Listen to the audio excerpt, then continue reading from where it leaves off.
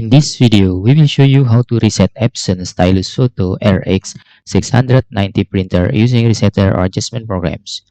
Before you download and use this resetter or adjustment programs, we suggest you to disable for a while your antivirus, including Windows Real-Time Protection and the Temper Protection if you are using Windows 10 or Windows 11. After that, you can download this resetter, the link on comments. After you download these resetter files, you can extract the file by right-clicking on these files and select Extract All. After that, you can click Extract button here. Open the resetter folder and run the adjustment programs.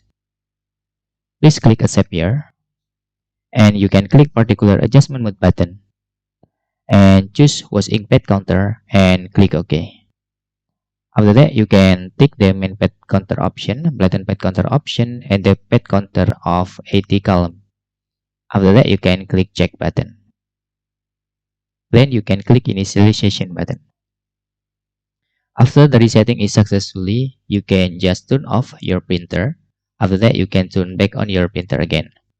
But if you face error, you can just try to moving your USB printer into another available port on your computer.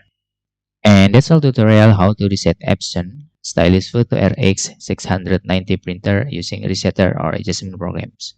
If you have any questions, you can fill in the forms comment below, and thanks for watching. Hope this video helpful for you.